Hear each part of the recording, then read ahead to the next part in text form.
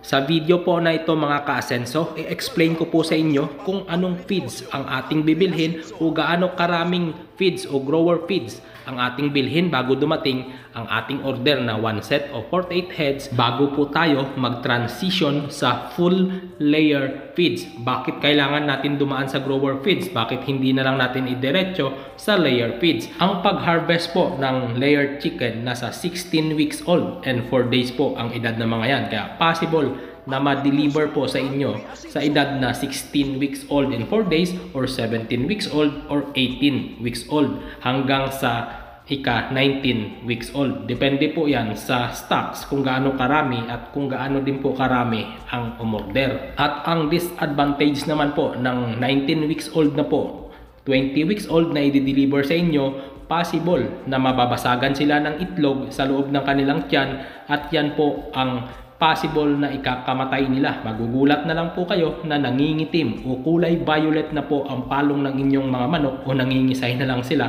dahil nabasagan po yan ng itlog sa loob. Lalong-lalo na sensitive na po ang mga ganyang edad sa biyahe. Kaya ang pinaka-safe na i-deliver na RTL po sa inyong farm nasa 16 weeks old in 4 days hanggang sa 18 weeks old na edad nila. At doon ngayon papasok yung reconditioning program na tinatawag. Ang reconditioning program, instead na magpakain tayo ng full layer feeds, idaan po muna natin ito sa grower feeds para hindi po mabigla ang ating mga layer chicken sa pangingitlog. Dapat ma-condition po muna natin sila bago po ito mangingitlog. Dapat na-prepare po natin sila ng maayos. Ngayon ang tanong, ilang kilo ng grower feeds po ang ating bibilhin bago dumating sa ating poultry ang isang set o 48 heads na layer chicken. Kahit na nagkakaedad po yan na 16 weeks old, 17 weeks old, 18 weeks old, idaan po natin sa tamang program. At kung babasehan po natin ang by the book,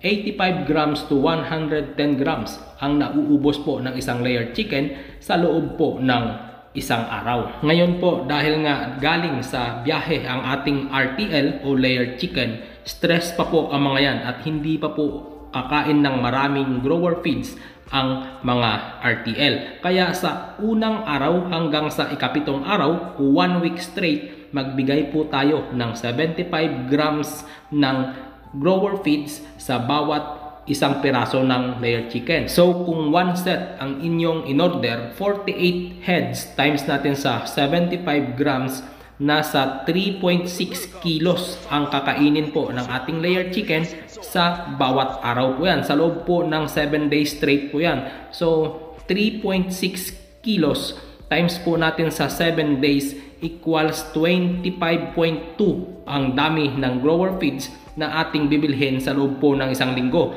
Dahil nga po butal, gawin na lang po natin ito ng 26 kilos dahil possible po na pagdating po sa ika-5 o ika-6 at ika-7 araw medyo lumakas na po silang kumain, magdagdag na po tayo ng kaunting feeds at mag-adjust na po tayo. At pagdating naman po sa ika-8 araw, mag-transition na po tayo from full grower feeds papunta po sa 80% ng grower feeds at 20% ng layer feeds. Ayan po ay sa ika-8 araw mula po doon sa 7 days straight. At ang dami ng feeds na ating ipapakain sa loob po ng 5 araw mula sa 8 days hanggang sa 12 days, 80 grams na po per head na po ng layer chicken. So times natin sa 48 heads equals 3,840 grams na po. So dahil butal, gagawin na po natin itong 3,900 grams. Equivalent po yan ng 3.9 kilos sa loob po ng isang araw na ating ipapakain sa ating layer chicken. Sa 48 heads po sila. So ang dami ng grower feeds na ating ibibigay dahil nga 80% ng 3,900 grams,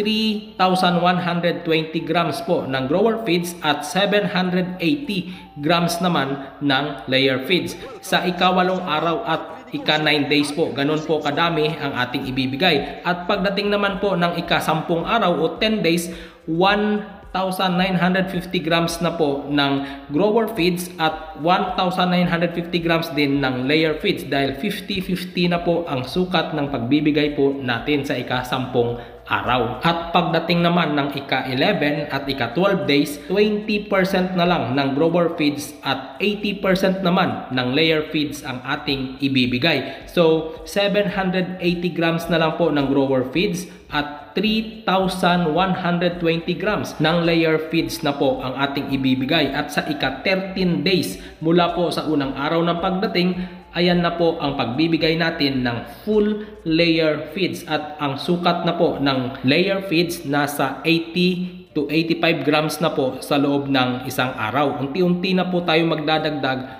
hanggang sa maabot po natin ang maximum na 110 grams per day. Sana po nakatulong ang maiksing video na ito para malinawan po o masagot ko yung mga tanong ng mga nagme-message sa akin at yung mga nagko-comment. Ang dami po ng grower feeds na ating i-prepare bago dumating po sa atin ang 1 set o 48 heads, nasa 36 kilos po. Ayan po ang kanilang mako-consume sa loob po ng 12 days na pagpapakain natin ng grower feeds bago po tayo magta-transition sa layer feeds. At ang paraan po ng pagbibigay natin ng full grower feeds sa loob po ng 7 days straight sa 3 kilos and 600 grams na grower feeds, ibigay po natin sa umaga ang 2 kilos at 1.6 kilos naman sa hapon. Pagdating naman ng 8 to 12 days, dahil nga po nasa 80 grams na per head per day, nasa 3.9 grams na po ang ating ipapakain. Sa umaga, ibigay po natin ang 2 kilo at sa hapon naman po ay 1.9